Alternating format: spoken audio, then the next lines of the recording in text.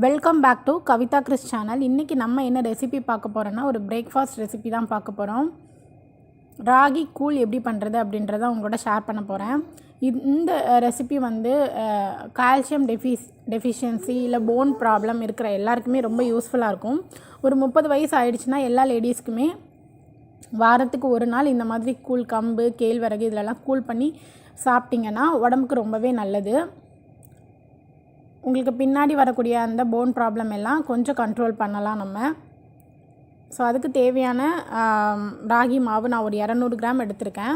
இதை நல்லா தண்ணியில் கரைச்சி வச்சுக்கோங்க. இந்த அளவுக்கு தண்ணியாக இருக்கணும். இதை நம்ம வந்து ப்ரிப்பேர் பண்ணுறதுக்கு நாளைக்கு காலையில் பிரேக்ஃபாஸ்ட் சாப்பிட்றோன்னா இன்றைக்கி மதியமே வந்து இதை ரெடி பண்ணி வச்சிடணும். அப்போ தான் உங்களுக்கு நல்லா புளிப்பாக இருக்கும். புளிக்க விடணும் ஒரு நைட்டு.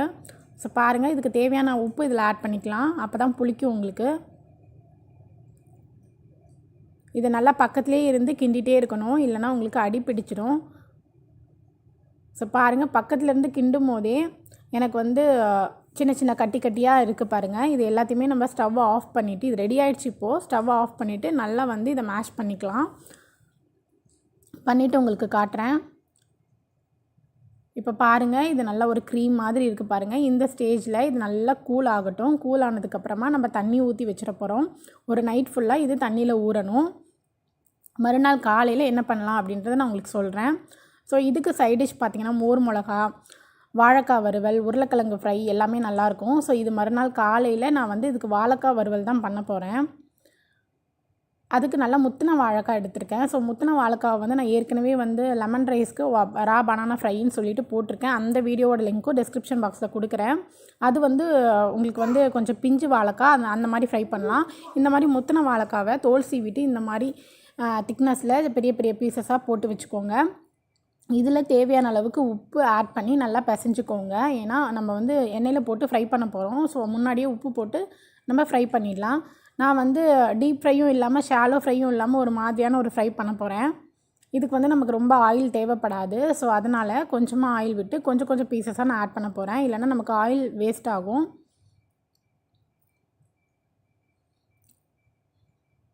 ஒரு 5 ஸ்பூன் ஆயில் தான் விட்டுருக்கேன். இதை விட கம்மியாகவும் விட்டு நீங்கள் இன்னும் சின்ன 2-3 பீஸாக கூட போட்டு நீங்கள் ஃப்ரை பண்ணி எடுத்துக்கலாம்.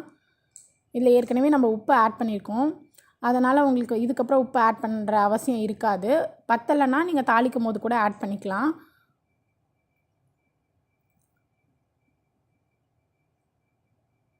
ஒரு 40 செகண்ட் அந்த மாதிரி ஒரு சைடு ஃப்ரை பண்ணிக்கோங்க. அதுக்கப்புறமா திருப்பி போட்டு இன்னொரு சைடும் ஃப்ரை பண்ணிக்கோங்க.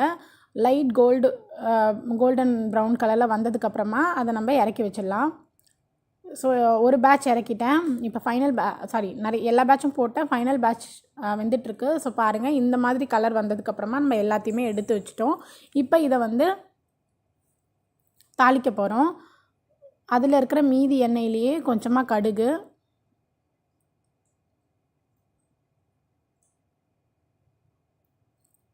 வெடித்ததுக்கப்புறமா நான் வந்து ரொம்ப சின்ன சின்னதாக நீல வாக்கில் பூண்டு கட் பண்ணி வச்சுருக்கேன், நல்லா மெலிசாக. அதை ஆட் பண்ணிக்கிறேன்.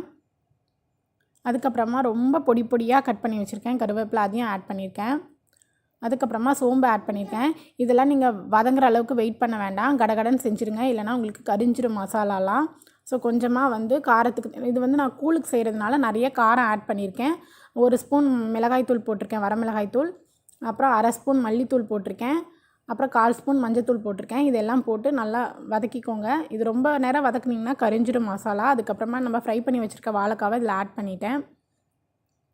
அவ்வளோதான், நம்ம வாழைக்காய் ஃப்ரை வந்து ரெடி ஆகிடுச்சு. பாருங்கள், வெளியில் ரொம்ப கிறிஸ்பியாக இருக்குது, ஆனால் உள்ளுக்குள்ளே பார்த்திங்கன்னா நல்லா மாவு மாதிரி இருக்கும்.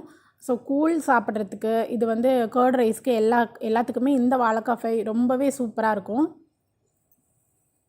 ரசம் சாதம், சாம்பார் சாதம் எல்லாத்துக்குமே இந்த மாதிரி பண்ணலாம். ஆனால் முத்தின வாழைக்காவாக இருக்கணும், அப்போ தான் இது டேஸ்ட்டாக இருக்கும். நீங்கள் பிஞ்சு வாழைக்காயில் இந்த மாதிரி ட்ரை பண்ணாதீங்க, நல்லா இருக்காது.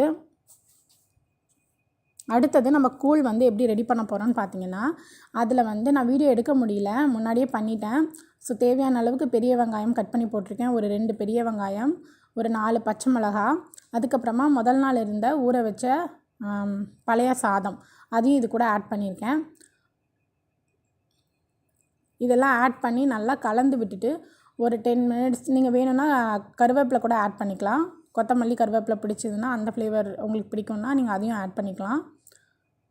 ஸோ இதை நல்லா கலந்து விட்டுடுங்க. விட்டுட்டு ஒரு 1 ஹவர் கழித்து சாப்பிட வேண்டியதான். பாருங்கள், இதில் பெரிய வெங்காயம் இருக்குது, பச்சை மிளகாய் இருக்குது, பழைய சாதம் இருக்குது. இந்தளவுக்கு தண்ணியாக கரைச்சிக்கோங்க, அப்போ தான் குடிக்கிறதுக்கு நல்லாயிருக்கும். இந்த ரெசிபி எல்லாருக்குமே ரொம்ப பிடிச்சிருக்கும்னு நான் நம்புகிறேன். இதை வீக்லி ஒன்ஸ் கண்டிப்பாக லேடிஸ் எல்லாருமே சாப்பிடுங்க. தேங்க்ஸ் ஃபார் வாட்சிங்.